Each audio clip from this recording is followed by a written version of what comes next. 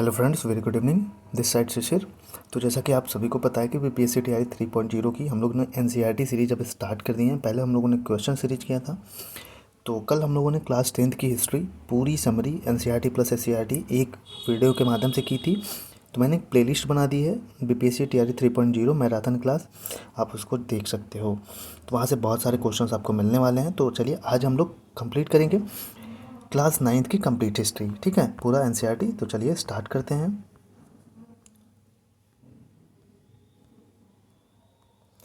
तो इतिहास की दुनिया हमारा पहला ही टॉपिक है, तो जिसमें हम लोग पढ़ेंगे भौगोलिक खोजें, अमेरिका स्वतंत्रता संग्राम, फ्रांस की क्रांति, विश्व युद्धों का इतिहास और नाजीवाद, वन्य समाज और उपनिवेशवाद, शांति के प्रयास, कृषि और खेतीहर समाज। तो चलिए चैप्टर 1 पढ़ते हैं। पहला भौगोलिक खोजें। तो विश्व इतिहास की युगांतरकारी घटनाओं में समुद्री यात्राओं एवं भौगोलिक खोजों का महत्वपूर्ण इतिहास रहा है।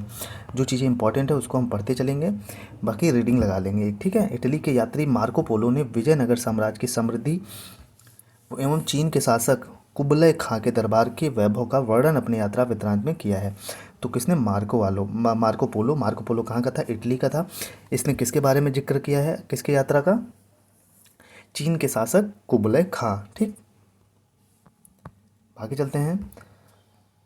मध्यकालीन यूरोपीय इतिहास का हम यदि अध्ययन करेंगे तो पाएंगे कि यह काल सामंती प्रवृत्तियों का काल या इस काल में न तो व्यापार समृद्ध था, न ही धर्म का स्वरूप पृथ्वी के बारे में ज्ञान अत्यला एवं अंधविश्वास से युक्त था। तो मतलब इसका कहने का मतलब यही है कि जो मध्यकालीन यूरोपीय इतिहास था को अगर हम इसका अध्ययन करें तो यह हमें मिलता है कि ये जो काल था ये सामंती प्रवृत्तियों का था। और इस काल में न तो कोई अच्छे से व्यापार सही था, मतलब व्यापार की स्थिति थी वो भी नहीं सही, न धर्म की स्थिति सही थी, मतलब, और जो लोग थे वो अंधविश्वास से भरे होते थे। आगे चलते हैं। सीमित भौगोलिक ज्ञान के कारण व्यापार भी सीमित था। तो सीमित भाई भौगोलिक ज्ञान मतलब पता नहीं था लोगों को कि ये भी एरिया है, यहाँ पे हम व्यापार कर सकते हैं, लोग अनजान थे चीज़ों से। नेक्स्ट है, मध्यकालीन लोगों का विश्वास था कि पृथ्वी चपटी है और समुद्र में अधिकतम दूरी पर जाने पर पृथ्वी के किनारे से गिरकर अनंत में विलीन हो जाने का भय बना रहता था। दिशा सूचक यंत्र भी नहीं या समुद्र में भटक जाने का भय बना रहता था, ठीक है, तो पुराने ज़माने में। अब आगे चलते हैं। 15वीं शताब्दी के 5 दशक पूर्व यूरोप और एशिया के मध्य व्यापार कुस्तुनतुनिया के मार्ग से होता था। तो जब 15वीं शताब्दी में यूरोप और एशिया के मध्य व्यापार कहाँ से होता था? कुस्तुनतुनिया से, ठीक। परंतु 1453 में कुस्तुनतुनिया पर तुर्की आधिपत्य से यूरोपी के लिए इस मार्ग से व्यापार करना कठिन हो गया, क्योंकि तुर्की ने इस मार्ग से व्यापार के लिए अधिक कर लेना शुरू कर दिया था। तो भाई जब कुस्तुनतुनिया था, यहाँ से लोग व्यापार, तो भारत और एशिया के बीच व्यापार होता तो था, लेकिन क्या था कि कुस्तुनतुनिया जो तुर्की के लोग थे, ये तुर्की का मार्ग था, ये व्यापार मार्ग, यहाँ तुर्की लोगों ने उसको वहाँ पर अधिक टैक्स लगा दिया, अधिक कर लगाने लगे। और इसका हल यूरोपीय कंपनियों ने दंडना शुरू कर दिया। यूरोप वासियों ने कंपास का ज्ञान अरबों से सीखा। जो यूरोप वासी थे इन्होंने जो कंपास का ज्ञान किससे सीखा? अरबों से सीखा। इटली, स्पेन एवं पुर्तगाल के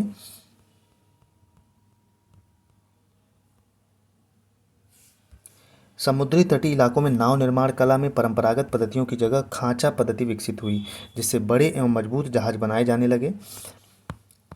दूरबीन का आविष्कार भी हो चुका था। एस्ट्रोलोब, अक्षांश जानने का उपकरण, एस्ट्रोलोब किसको कहते हैं? जिससे हम अक्षांश जान सकें, अक्षांश के बारे में। तथा मानचित्र में भी सुधार हो चुका था। पुर्तगालियों ने एक नई किस्म के हल्के और तेज चाल से चलने वाली जहाज कैरावल बनाई। तो किसने जहाज कैरावल किसने बनाई थी? पुर्तगालियों ने। इसी क्रम में 1488 में पुर्तगाली व्यापारी बार्थोलोमियो डियोज अफ्रीका के पश्चिमी तट पर से होते हुए दक्षिण अफ्रीका के दक्षिणतम बिंदु उत्तम आशा अंतरी, जिसको केप ऑफ गुड होप बोलते हैं, ठीक, तक पहुंच गए। कौन पहुंचा? बार्थोलोमियो डियोज। 1942 में क्रिस्टोफर कोलंबस जिसको हम कहते हैं, स्पेन द्वारा अमेरिका की खोज की गई।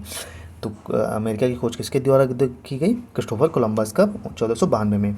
आगे 1498 ईस्वी में पुर्तगाल का एक साहसी नाविक वास्को डिगामा उत्तम आशा आंतरित केप ऑफ गुड होप होते हुए भारत के मालाबार तट, केरल के कालीकट तक पहुंच गया, जहां स्थानीय शासक जमोरिन द्वारा उसका स्वागत किया जाता है। तो भाई वास्को डिगामा का स्वागत किसके द्वारा होता है? जमोरिन के द्वारा। कहाँ?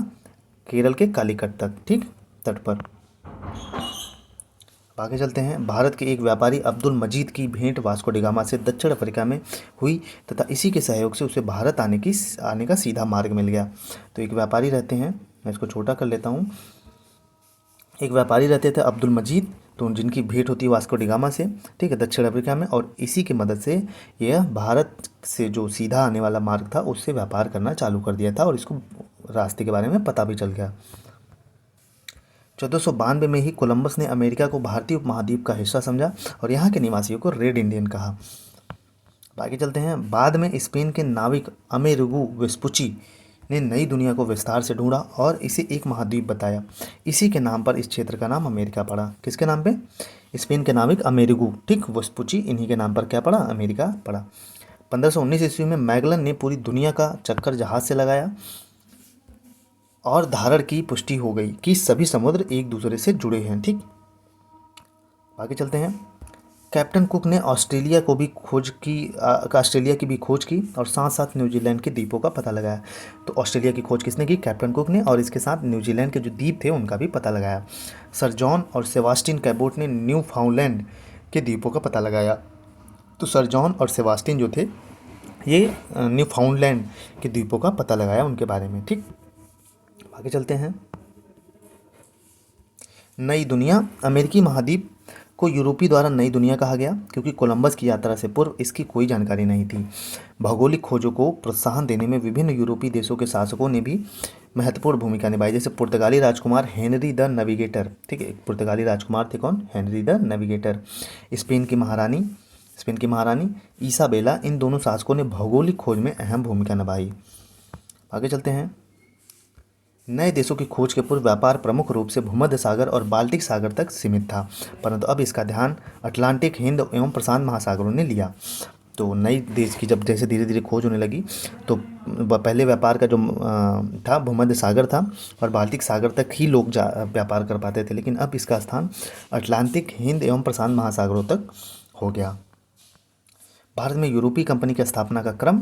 तो पुर्तगालियों का आगमन, सबसे पहले पुर्तगाली आते हैं कब? 1498 में। फिर अंग्रेजी ईस्ट इंडिया कंपनी आती है 1600 में, ठीक। फिर डच आते हैं 1602 ईस्वी में।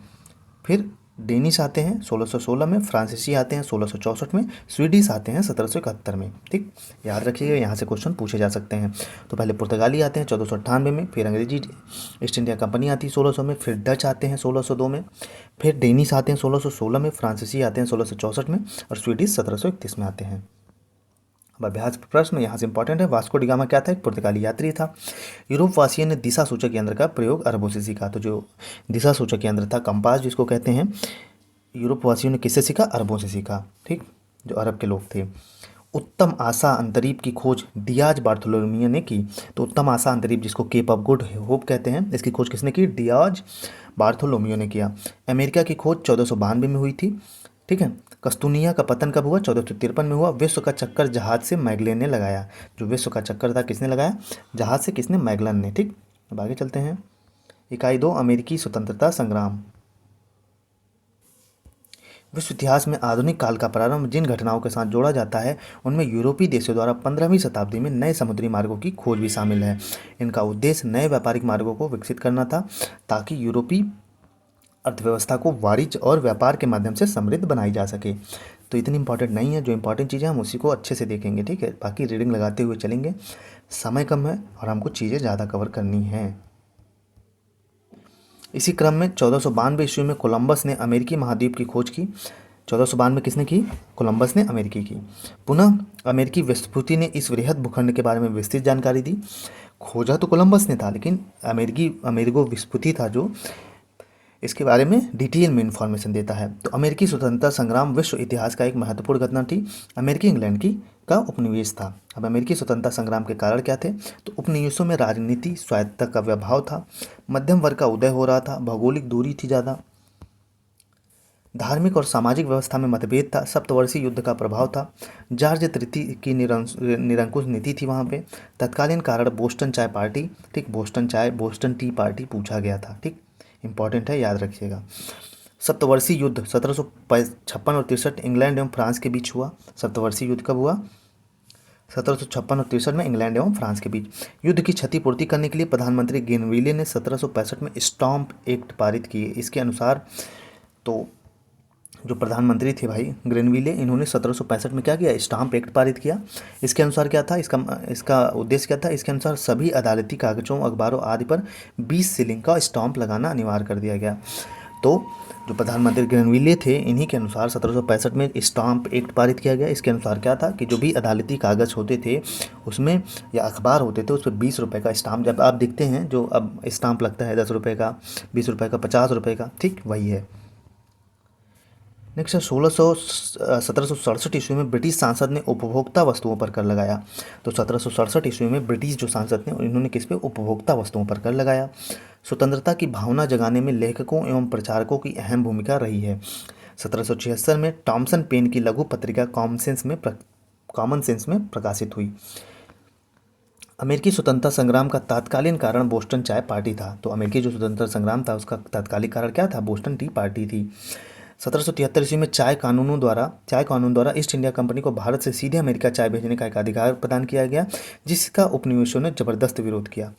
तो भाई 1773 में क्या होता है कि जो चाय कानून द्वारा ईस्ट इंडिया कंपनी को भारत से सीधे अमेरिका चाय भेजने का एक अधिकार प्राप्त हो गया था। ठीक, भारत से डायरेक्ट अमेरिका भेज सकते थे। तो जिसका जो उपनिवेशी थे उन्होंने ज़बरदस्त इसका विरोध किया। घटना, इसमें कुछ लोगों ने चाय से लदे गाड़ियों को लूट लिया और यही लोग आगे चल के बोस्टन चाय पार्टी का निर्माण किया। तो जो चाय था से लदी गाड़ियाँ थे, इसको कुछ लोगों ने लूट लिया, ठीक, और यही आगे चल के बोस्टन चाय पार्टी का निर्माण करते हैं। जॉर्ज वाशिंगटन को अमेरिकी उपनिवेश का सेनापति नियुक्त किया गया और अमेरिकी स्वतंत्रता संग्राम पूरी तरह से आरंभ हो गया। 3 फरवरी 1773 को पेरिस की संधि द्वारा समाप्त हुआ तथा 1787 ईस्वी में संविधान का निर्माण होता है, जो 1789 में अमेरिका का संविधान लागू हुआ। तो अमेरिका का संविधान कब लागू होता है, 1789 में। जॉर्ज वाशिंगटन को अमेरिका का प्रथम राष्ट्रपति बनाया गया। तो अमेरिका के प्रथम राष्ट्रपति कौन थे, जॉर्ज वाशिंगटन डीसी। परिणाम इसका क्या था, तो अमेरिकी स्वतंत्रता संग्राम को विश्व इतिहास में एक विभाजक रेखा के रूप में देखा जाता है।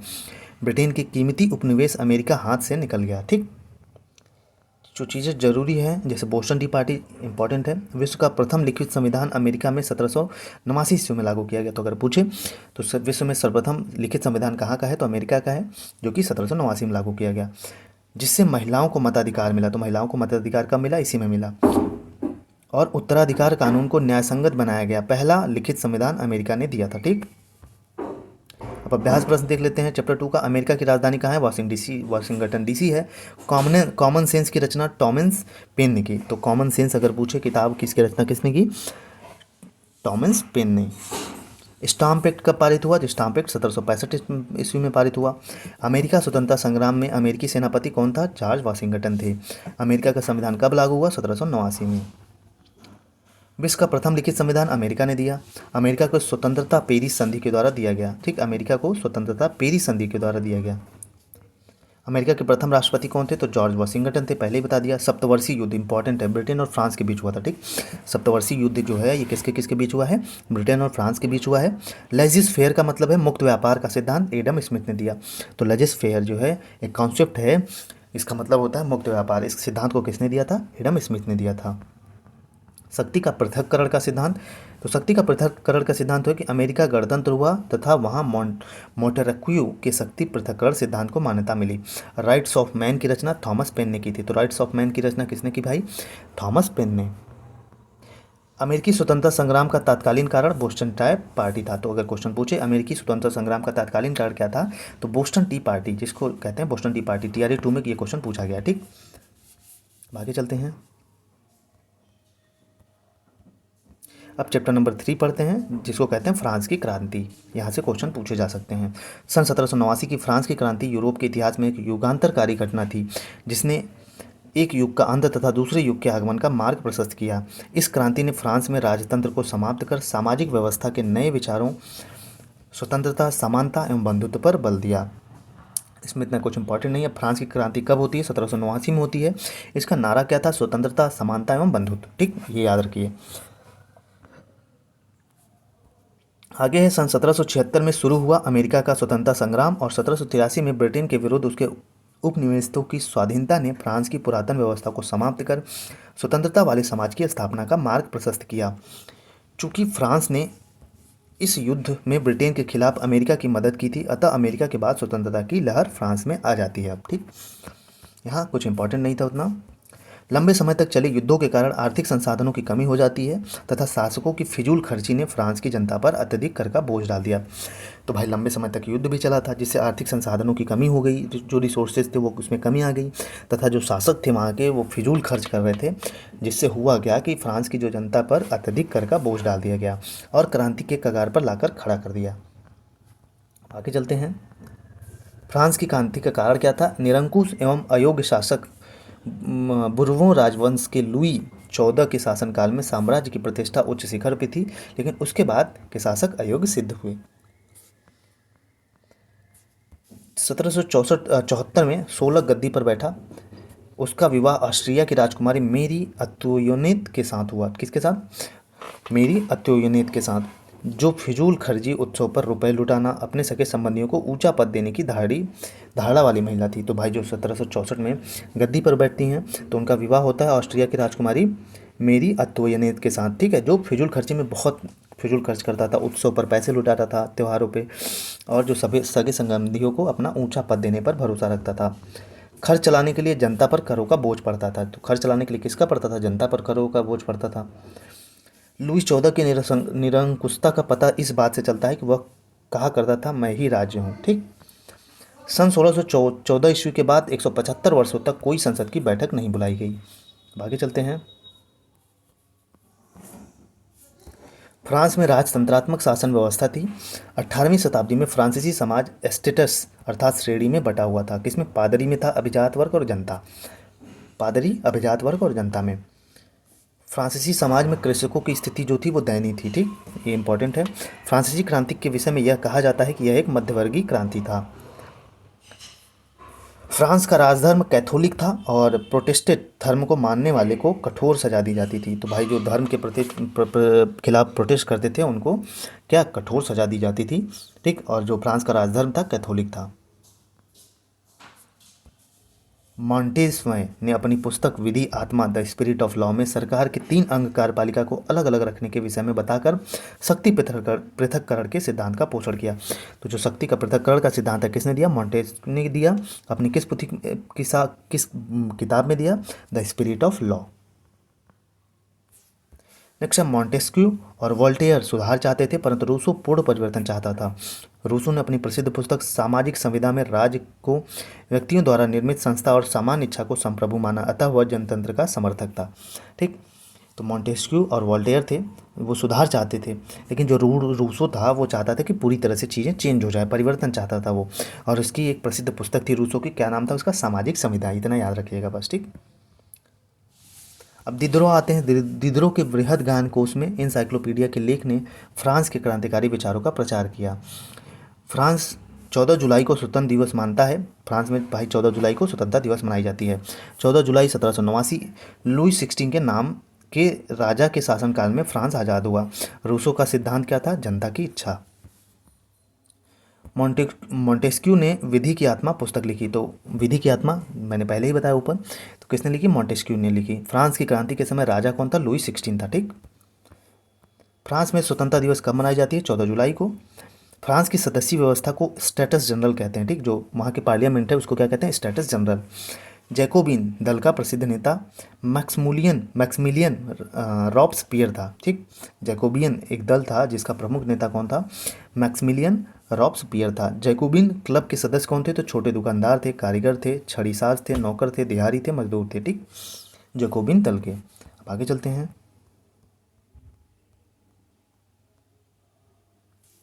आगे है जैकोबिन क्लब पेरिस के कॉन्वेंट ऑफ सेंट जेकब के नाम से रखा गया। तो जो जैकोबिन क्लब है इसका नाम किसके ऊपर रखा गया? पेरिस के कॉन्वेंट ऑफ सेंट जैकब के नाम पे। ठीक है, आगे चलते हैं। चैप्टर नंबर 4 पढ़ते हैं, विश्व युद्धों का इतिहास। यहाँ से क्वेश्चन आपसे पूछे जाएंगे। विश्व इतिहास में 1914 वर्ष में एक ऐसे युद्ध के लिए उल्लेखनीय है जिसने संपूर्ण विश्व को अपनी आगोश में ले लिया। तो कब? विश्व इतिहास में, वर्ल्ड हिस्ट्री में 1914 में ऐसे युद्धों का उल्लेख है। विश्व के लगभग तमाम देश इसमें प्रत्यक्ष या अप्रत्यक्ष रूप से प्रभावित हुए थे। तो जो ये युद्ध थे इसमें विश्व के पूरे देश प्रभावित हुए थे। अब साम्राज्यवादी प्रतिस्पर्धा, आइए इसको देखते हैं। औद्योगिक क्रांति के बाद से ही बंजारों के विस्तार के लिए उपनिवेशों के निर्माण की प्रक्रिया शुरू हो गई थी। ऐसे में पूर्व के साम्राज्यवादी अधिपति को चुनौती दिए बिना नए उपनिवेशिक क्षेत्र का निर्माण संभव नहीं था। इस दौर में इटली जर्मनी का प्रवेश बाद में हुआ, इसलिए इन्हें कम उपनिवेशिक हाथ लगे, लेकिन उनकी साम्राज्यवादी लिप्सा रुकने का नाम नहीं ले रही थी। अब आगे चलते हैं, ये तो कहानी है। 1914 ईस्वी तक जर्मनी औद्योगिक क्षेत्र में काफ़ी प्रगति कर चुका था। वह ब्रिटेन फ्रांस को भी पीछे छोड़ चुका था। जर्मनी को भी उद्योग के लिए कच्चे माल और फिर तैयार माल के लिए बाजार को आवश्यकता थी। आगे चलते हैं 1905 में कि रूस जापान युद्ध में जापान की विजय से जापान के साम्राज्यवादी महत्वाकांक्षा और परवान चढ़ने लगी थी। 1912 में जर्मनी ने इम्परेटर नामक जहाज बनाया। तो इम्परेटर नामक जहाज किसने बनाया? तो जर्मनी ने बनाया। कब बनाया? 1912 में। उस समय का सबसे बड़ा जहाज था। ठीक, इसके बाद जर्मनी ने इंग्लैंड के बाद दूसरा शक्तिशाली राष्ट्र बन गया। भाई जर्मनी अब क्या है? दूसरी सबसे शक्तिशाली राष्ट्र बन जाती है। यूरोप में गुटबंदी का जन्मदाता जर्मनी के चांसलर बिस्मार्क को माना जाता है। 1822 में एक त्रिगुट, जिसको ट्रिपल अलायंस बोलते हैं, जिसमें जर्मनी, ऑस्ट्रिया और हंगरी और इटली, बिस्मार्क ने फ्रांस के विरुद्ध बनाई थी। तो 1822 में एक त्रिगुट, जिसको हम ट्रिपल अलायंस बोलते हैं, तो इसमें 3 थे। ठीक, जिसमें जर्मनी, ऑस्ट्रिया, हंगरी और इटली। ठीक, अब आगे चलते हैं। इस त्रिगुट के विरोध में फ्रांस, रूस और ब्रिटेन ने 1907 ईस्वी में एक त्रिदेशीय संधि ट्रिपल एतांत बनाई। अब आगे चलते हैं। अब यहाँ से इंपॉर्टेंट है, 1914 में प्रथम विश्व युद्ध की शुरुआत होती है। कब? 1914 में। युद्ध की शुरुआत मामूली घटना से हुई। अगर संपूर्ण यूरोप गुटों में न बटा होता और कटुता एवं विद्वेष का माहौल पहले से व्याप्त न होता तो शायद यह घटना नहीं हो पाती। ठीक, आगे है 28 जून 1914 को आर्कड्यूक फर्डिनेंड ने की बोस्निया की राजधानी साराजोवा में हत्या हो गई। तो 28 जून 1914 में आर्कड्यूक फर्डिनेंड की, जो आर्कड्यूक फर्डिनेंड थे, इनकी बोस्निया की राजधानी साराजोवा में हत्या हो जाती है। ऑस्ट्रिया ने इस घटना के लिए सर्बिया को जिम्मेदार ठहराया और सर्बिया के समक्ष मांगें रखी। आगे चलते हैं। सर्बिया ने ऑस्ट्रिया की मांगों को स्वीकार करने से इनकार कर दिया। फलतः 28 जुलाई 1914 को ऑस्ट्रिया ने सर्बिया के खिलाफ युद्ध की घोषणा कर दी। रूस ने सर्बिया को सहायता का वचन दिया। इसी तरह से एक दूसरे के साथ सारे देश एकजुट करके प्रथम विश्व युद्ध में सहभागी बन गए। अब 1917 में रूस प्रथम विश्व युद्ध से अलग हुआ। तो भाई प्रथम विश्व युद्ध से रूस कब अलग होता है? 1917 में, क्योंकि उस समय गृह युद्ध छिड़ गया था और नया सरकार बन गया था, जिससे बोल्शेविक सरकार, जिसके नेता थे लेनिन। अमेरिका का प्रथम विश्व युद्ध में शामिल होना। जर्मनी के यू नौका नामक पनडुब्बियों ने ब्रिटिश बंदरगाह की तरफ जाने वाले जहाज़ों को डुबाना शुरू किया, जिसमें लुसिस्तानिया नामक जहाज़ को डुबाने से अमेरिका की प्रतिक्रिया हुई, क्योंकि उसमें अमेरिकी नागरिक सवार थे। अमेरिका के मना करने पर भी जर्मनी ने अपनी कार्रवाई नहीं रोकी। तब अमेरिका ने 6 अप्रैल 1917 को जर्मनी के विरुद्ध युद्ध की घोषणा कर दी। तो भाई उनके जहाज़ को डुबोने लगते हैं तो अमेरिका नाराज़ रहता है, क्योंकि उसमें अमेरिकी लोग रहते हैं। अब वर्साय की संधि इंपॉर्टेंट है। प्रथम विश्व युद्ध की समाप्ति वर्साय की संधि के साथ हुई, जिसमें जर्मनी की प्रतिष्ठा का हनन किया गया था। ठीक, तो वर्साय की संधि जैसे प्रथम विश्व युद्ध समाप्त होता है उसी के बाद होता है। ठीक, अब मित्र राष्ट्र कौन कौन थे? ब्रिटेन था, अमेरिका था, रूस था और घुरी राष्ट्र जर्मनी, इटली और जापान थे। आगे चलते हैं। जर्मनी और जून 1919 के बीच विजयी राष्ट्रों, जिसको मित्र राष्ट्र का एक सम्मेलन पेरिस उपनगर वर्साय में और फिर पेरिस में हुआ। ठीक,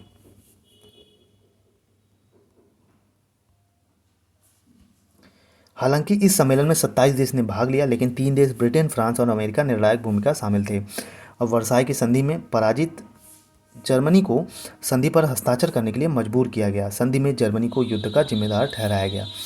तो वर्साय की जो संधि है, इसमें जर्मनी को जबरदस्ती हस्ताक्षर कराया जाता है। द्वितीय विश्व युद्ध का बीजारोपण वर्साय की संधि से हुआ। तो प्रथम विश्व युद्ध समाप्त होता है तो किसके जरिए? वर्साय संधि के जरिए, लेकिन द्वितीय विश्व युद्ध का बीजारोपण जो शुरुआत होती है किससे होती है? वर्साय संधि से ही होती है। आगे चलते हैं। राष्ट्र संघ की स्थापना 10 जनवरी 1920 को हुआ था।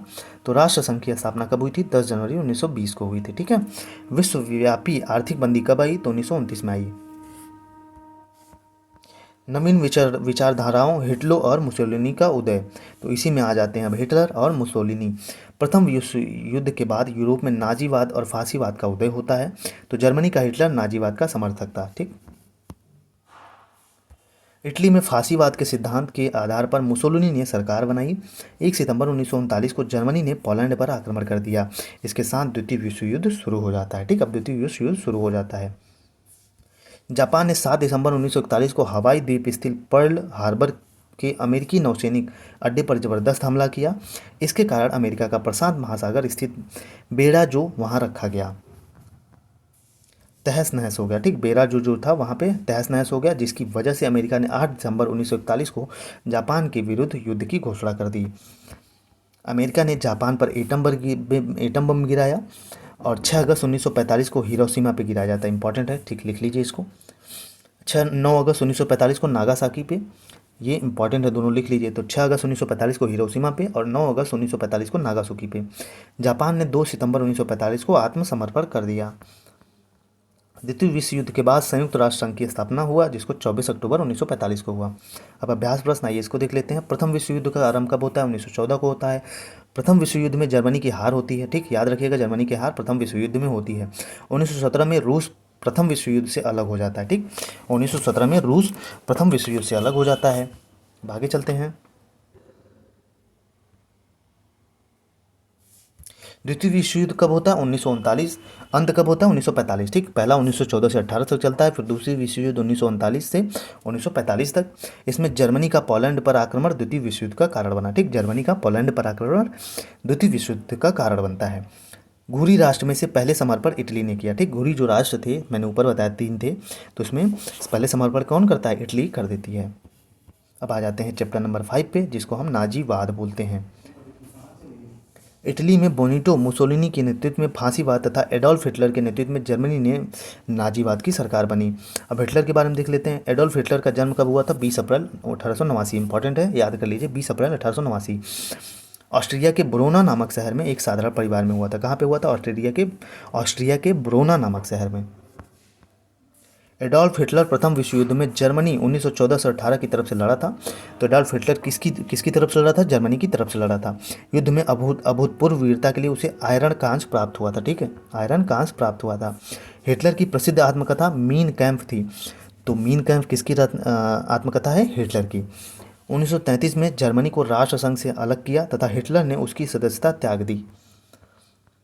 अब वर्साई की संधि का विच्छेद 1935 में हिटलर ने ही किया था। ठीक, अब अभ्यास प्रश्न।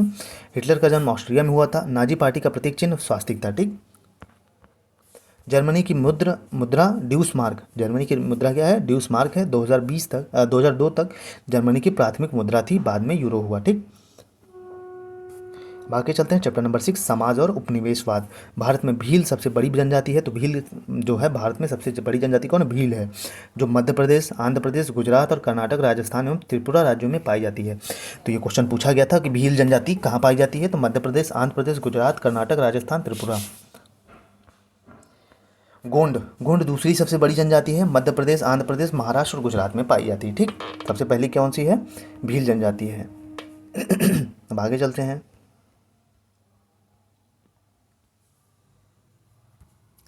संथाल भारत की तीसरी जनजाति बिहार, झारखंड और पश्चिम बंगाल में पाई जाती है। तीसरी जनजाति कहाँ पाई जाती है? बिहार, झारखंड और पश्चिम बंगाल में। 18वीं शताब्दी के पहले तक जनजातियों वन संपदा का प्रयोग अपने जीविकोपार्जन के लिए किया जाता है, लेकिन ये भी बाद में उपनिवेशवाद का शिकार हो जाते हैं। आदिवासी लोग चैत्र शुक्ल तृतीया तिथि को उनका सबसे महत्वपूर्ण पर्व सरहुल, देखिए ये क्वेश्चन पूछा गया था, सरहुल कहाँ मनाया जाता है? तो ये आदिवासियों का एक त्यौहार है। भाई देखिए, आदिवासियों का आर्थिक जीवन, वन्य समाज के आर्थिक जीवन का आधार कृषि था। वे जगह बदल बदल कर घूमंतु, झूम या पोडू विधि से खेती करते थे। जब उन्हें लगता था कि उनके खेत अब उपजाऊ नहीं रह गई, तब वे नई जगह चले जाते थे। ठीक है, 19वीं शताब्दी के आते आते अंग्रेजों ने रेल की पटरी एवं रेल के डिब्बे की सीट बनाने के लिए जंगलों की कटाई शुरू कर दी, जिसमें आदिवासी जनजीवन पर कुठारघात हुआ। अब डायट्री बेडिस नामक जर्मन वन विशेषज्ञ ने 1864 ईस्वी में वन सेवा की स्थापना की। तो वन सेवा की स्थापना कब होती है? 1864 में। किसके द्वारा? डायट्री बेडिस के द्वारा। तथा सन 1865 में भारतीय वन अधिनियम पारित किया। इसमें आदिवासियों के जंगल जाने पर रोक लगी। ठीक, इसमें जो वन सेवा थी भाई, इसके थ्रू भारतीय वन अधिनियम पारित हुआ 1865 ईस्वी में। इसके थ्रू जो आदिवासी थे उनको जंगल जाने पर रोक लगा दी गई थी। अब पहाड़िया विद्रोह, इसको देख लीजिए, इंपॉर्टेंट है। यह जाति युद्ध प्रथा थी। इनका निवास स्थान भागलपुर के राजगिरी, ठीक, राजगिरी पहाड़ियों के क्षेत्र में था, ठीक, भागलपुर के राजगिरी में। अब राजमहल की पहाड़ियों क्षेत्रों में अंग्रेजों ने मुखिया को जमींदार बनाया तथा अधिकारी ने वहाँ के लोगों का शोषण किया। इस विद्रोह के नेता कौन थे? तिलका मांझी थे। यहाँ भारत का पहला संथाली था जिसने परगना में न केवल जमींदारों का विरोध किया बल्कि अंग्रेज पर हिंसात्मक कार्यवाही भी की। यह कौन थे? तिलक मांझी। तिलक मांझी का जन्म कब हुआ था? 1750 ईस्वी में भागलपुर प्रमंडल स्थित सुल्तानगंज के पास तिलकपुर गांव में हुआ था। तिलक मांझी पहली बार कलेक्टर पर शस्त्र चलाने वाला पहला संथाल था। ये भाई पहले संथाल थे, ठीक, जिसने तीर एवं धनुष सन 1784 में क्लैलेट को जख्मी किया। फिर वह अंग्रेज अधिकारी मर गया। अब आगे चलते हैं। 1785 में हिंसात्मक कार्यों और अंग्रेज विरोधी नीति के कारण इसे गिरफ्तार कर भागलपुर में बीच चौराहे पर बरगद के पेड़ से लटकाकर उसे फांसी दे दी। आज वह स्थान तिलक मांझी चौक है, ठीक, तिलक मांझी जो चौक है उन्हीं के नाम से जाना जाता है। अब तमार विद्रोह कब होता है? 1789 ईस्वी में छोटा नागपुर के उरांव जनजाति ने किया था। चेरा विद्रोह, तमार विद्रोह किसने किया था? छोटा नागपुर के उरांव जनजाति ने। अब चेरा विद्रोह बिहार में पलामू क्षेत्र में रहने वाले चेरो जनजाति ने अपने राजा के खिलाफ किया जिसका शासक था चूड़ामन राय। इस विद्रोह का नेतृत्व करता कौन था? भूषण सिंह थे, ठीक। तो याद रखिए, चेरा विद्रोह बिहार के पलामू क्षेत्र में ये चेरो जनजाति द्वारा की गई थी, ठीक। अब आगे चलते हैं। चुआर विद्रोह, रानी शिरोमणि के नेतृत्व में चुआर विद्रोह का झंडा बुलंद किया गया। चुआर विद्रोह बंगाल प्रांत में हुआ था, ठीक, चुआर विद्रोह। इनका संबंध किससे है? रानी शिरोमणि से। हो विद्रोह सन 1820-21 में छोटा नागपुर के ही सिंहभूम जिलों में सबसे बड़ा विद्रोह हुआ जिसके राजा थे जगन्नाथ सिंह ने अंग्रेजों का संरक्षण स्वीकार कर लिया और वहां के आदिवासियों ने विद्रोह कर दिया। अब कोल विद्रोह की शुरुआत छोटा नागपुर क्षेत्र में मुंडा, उरांव एवं अन्य जातियों द्वारा 1831 में हुई। कोल विद्रोह कब हुआ? 1831 में होता है। भूमिज विद्रोह कब होता है? सन 1832 में होता है। तो वीरभूम के जमींदार पुत्र गंगा नारायण के नेतृत्व में होता है, ठीक। संथाल विद्रोह, सिद्धू और कानू, ये क्वेश्चन पूछा गया था, 1885 के नेतृत्व में हुआ था, ठीक है। संथाल विद्रोह। भागलपुर से राजमहल के बीच का क्षेत्र जो दामन ए कोह के नाम से जाना जाता है। तो दामन ए कोह कहाँ? भागलपुर के राजमहल के बीच का क्षेत्र। सिद्ध ने अपने को ठाकुर का अवतार घोषित कर दिया। अब कंग विद्रोह क्या था?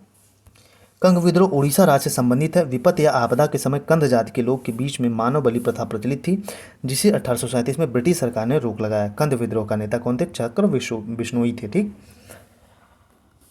अब आगे चलते हैं।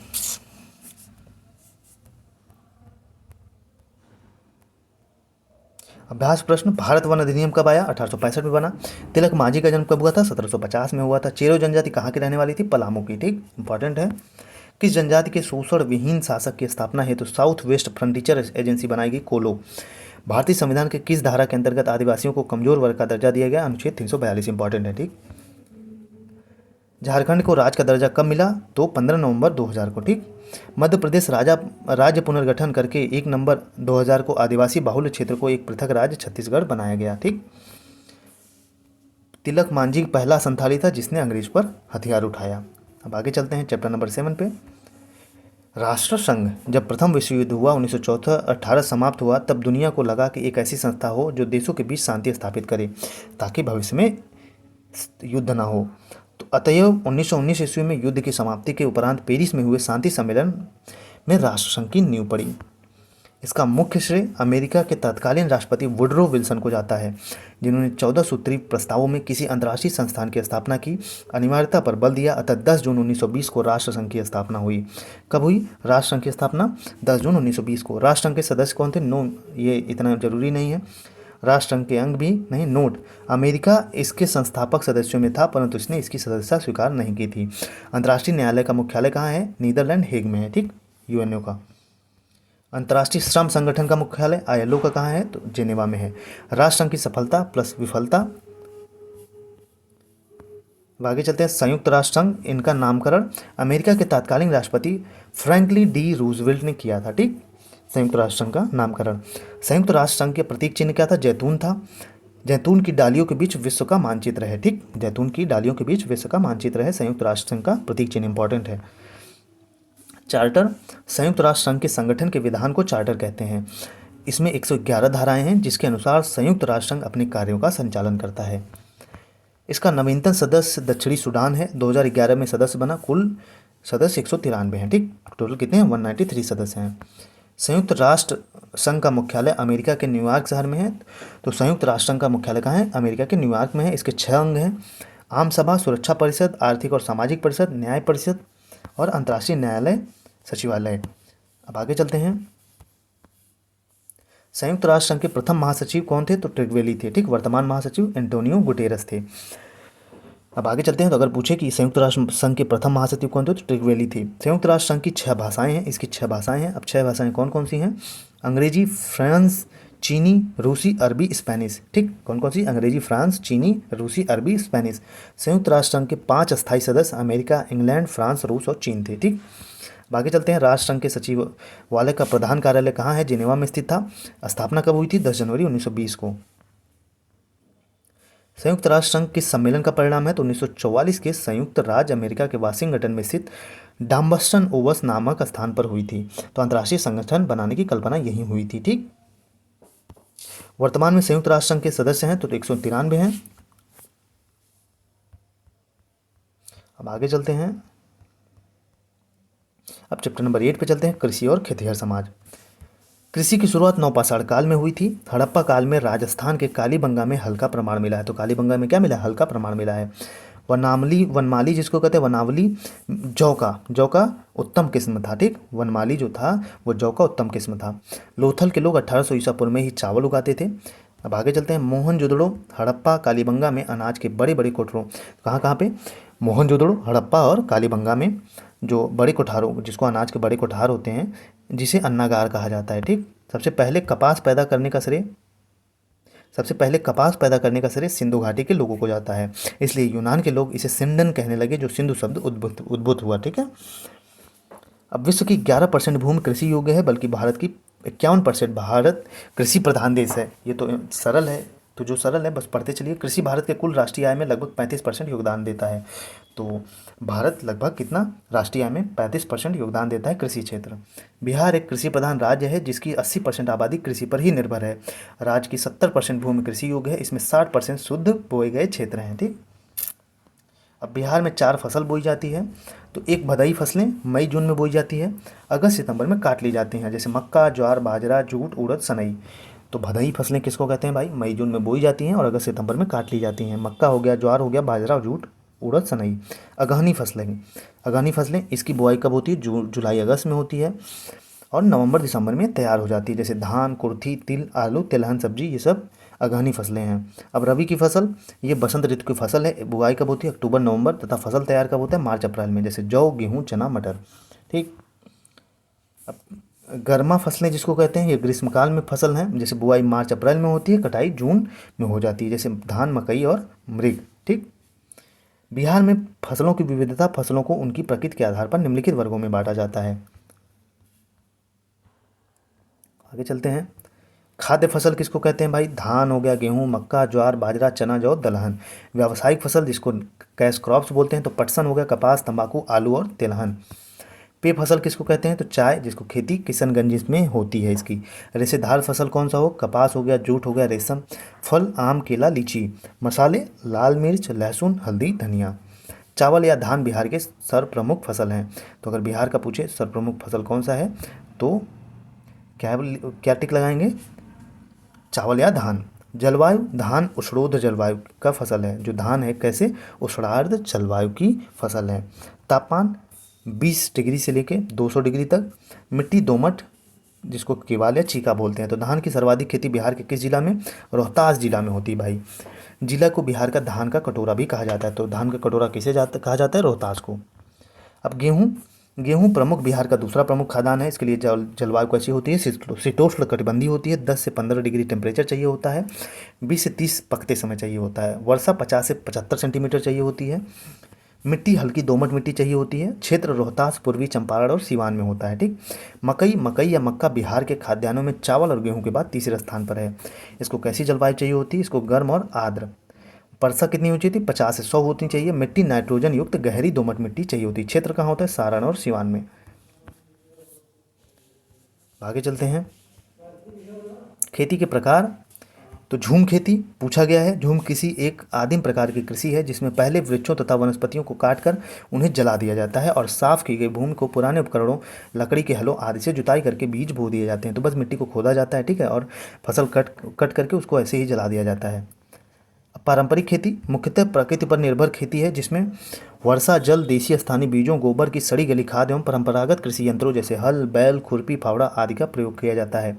ठीक। तो पारंपरिक खेती किसे कहते हैं? जो पूरा देसी समझ लीजिए। ठीक। देसी जैसे गोबर हो गया, सड़ी गली खाद हो गई, कृषि यंत्र, फावड़ा, खुरपी आज का प्रयोग होता है। ठीक। अब गहन खेती, आइए इसको देखते हैं। गहन खेती, गहन कृषि या सघन कृषि जीविका कृषि का एक प्रकार है जिसे भूमि पर अत्यधिक जनसंख्या वाले क्षेत्रों में किया जाता है। फर्टिलाइजर, कीटनाशक का अधिक प्रयोग कर एक ही वर्ष में कम जमीन पर अधिक फसल लगाकर अच्छा मुनाफा कमाया जाता है। तो भाई अगर पूछे कि गहन कृषि किसे कहते हैं, तो जिसके पास कम भूमि रहती है, अधिक फर्टिलाइजर्स और अच्छे अच्छे खाद वगैरह प्रयोग करके कम जमीन में अधिक फसल को उगा लेना, इसी को कहते हैं गहन कृषि। अब आगे चलते हैं। मिश्रित खेती, जब फसलों के उत्पादन के साथ साथ पशुपालन भी किया जाता है तो इसे मिश्रित कृषि या मिश्रित खेती कहते हैं। जब एक बार में एक से अधिक फसल एक जगह पर उगाया जाता है तो उसे मिश्रित फसल कहते हैं। ठीक। बागवानी खेती, तो बागवानी शब्द की उत्पत्ति ग्रीक के शब्दों से हुआ था जिसका शाब्दिक अर्थ है उद्यान की खेती। जैसे फलों हो गई, सब्जियों की, मशरूम कट, सजावटी फूलों की, पौधों की, मसालों की, ये सब प्रमुख स्थान है जिसे किसान का फायदा होता है। ठीक। अब आगे चलते हैं। बिहार में होने वाले व्यावसायिक फसल, तो केला, हाजीपुर एवं नवगछिया का इलाका खेती के लिए उपयुक्त है। तो हाजीपुर एवं नवगछिया का जो इलाका है खेती के लिए प्रसिद्ध है। किसके लिए? केला, हाजीपुर, नवगछिया इंपॉर्टेंट है, याद रखिएगा। लीची, मुजफ्फरपुर का जो इलाका है सह लीची के लिए प्रसिद्ध है। गन्ना, पूर्णिया, सहरसा और चंपारण। ठीक। आगे चलते हैं। तो इसी के साथ हम लोगों का ख़त्म हो गया पूरा चैप्टर। हम लोगों ने क्लास 9th की जो हिस्ट्री है उसको कंप्लीट कर लिया, पूरी एनसीईआरटी की समरी, एससीईआरटी की समरी। यहाँ से आपको बहुत सारे क्वेश्चन मिलेंगे। तो देखिए, एक तरह से आपको ऐसा लग रहा होगा कि बस रीडिंग लगाया हूँ। एक रीडिंग लगाना भी बहुत ज़रूरी है क्योंकि समय कम है और जहाँ समझाने की ज़रूरत पड़ी वहाँ पे समझाया भी हूँ। ठीक। तो अच्छा लगे तो लाइक, शेयर, सब्सक्राइब करिएगा और थोड़ा सा लाइक और शेयर करिएगा ताकि हमको भी मोटिवेशन मिले। मैं इतना जल्दी आपका सिलेबस कंप्लीट करा दूंगा, इतने क्वेश्चन प्रैक्टिस करा दूंगा कि आपका कोई भी क्वेश्चन नहीं छूटेगा। बाकी ऑल द बेस्ट, पढ़ते रहिए। तब तक के लिए जय हिंद, जय भारत।